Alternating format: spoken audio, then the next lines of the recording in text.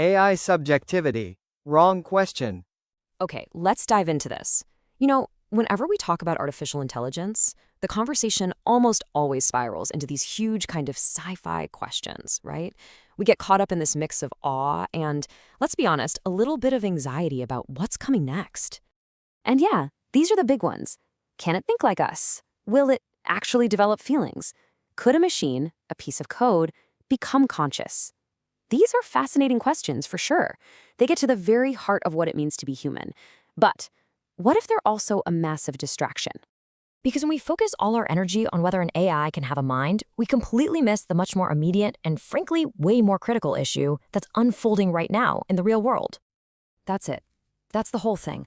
The single most important problem AI presents isn't about its potential inner life, it's about our world of accountability. It's not about the mind of the machine, it's about where the buck stops with us.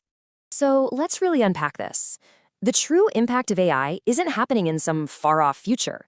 It's happening right now, inside the very organizations that run our society. We're talking about places that absolutely depend on clear lines of authority, on human judgment, and on knowing exactly who is answerable for a decision. I mean, think about it. Our courts, our newsrooms, our schools, our government, these institutions don't fall apart because a machine suddenly gets smart. No, they start to erode when the ownership of a decision gets fuzzy, when you can no longer point to a person and say, you made this call. And this quote just nails it. When the stakes are really high, you're in a courtroom or in the middle of a massive audit or a political firestorm, vague ideas about ethical AI just don't hold up. They fall apart.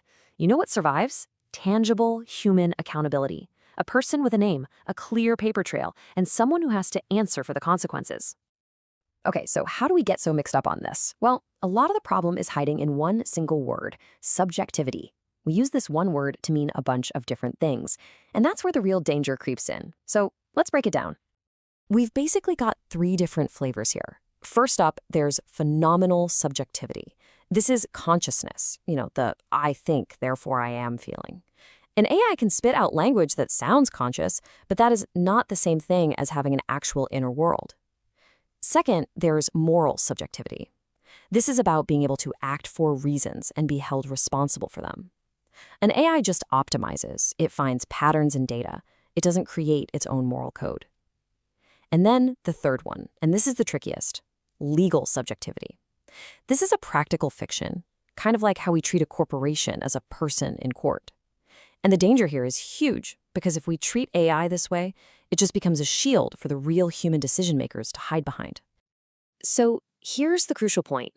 Applying any of these ideas of subjectivity to AI is a fundamental category error.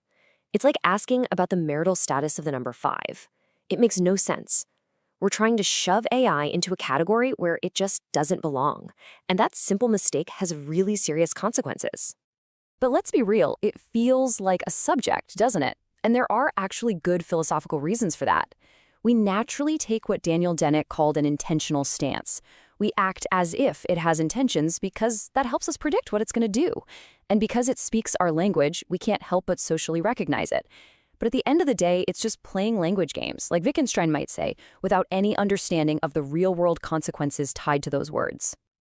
And this is where that abstract, philosophical problem becomes dangerously real. This category error creates a vacuum, a space where responsibility just evaporates.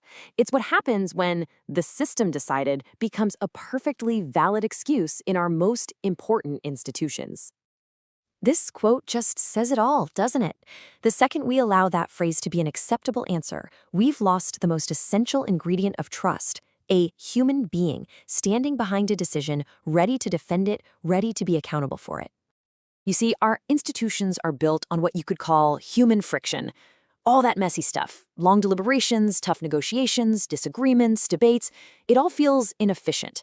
But it's not a bug, it's a feature. That friction is exactly how we produce legitimacy, trust, and well-thought-out decisions. And here's the clash. AI is designed for one thing, efficiency. It's built to find the smoothest, fastest path to an answer. It's designed to optimize around all that human friction, and in doing so, it risks corroding the very processes that make our institutions trustworthy to begin with. So the number one risk of AI isn't some dramatic Hollywood-style takeover.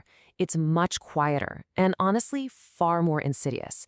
It's a slow withdrawal from the hard work of human judgment. It is, quite simply, abdication by algorithm.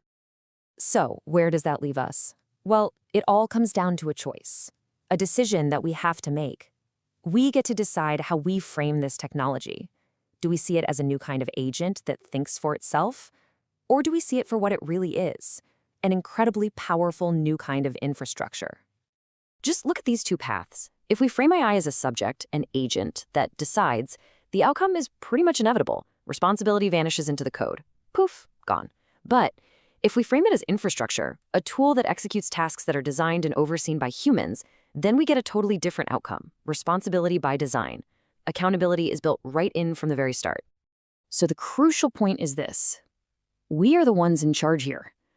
We have to actively, consciously refuse the powerful temptation to just offload our hardest decisions. We simply cannot let AI decide in our place, because a decision without responsibility, well, it's not really a decision at all. It's just an output. And that's the real question we should be asking. So let's stop obsessing over whether a machine can think, and let's start focusing on whether we as humans are willing to do the hard work of staying responsible in a world being completely reshaped by this technology. That is the real challenge ahead of us.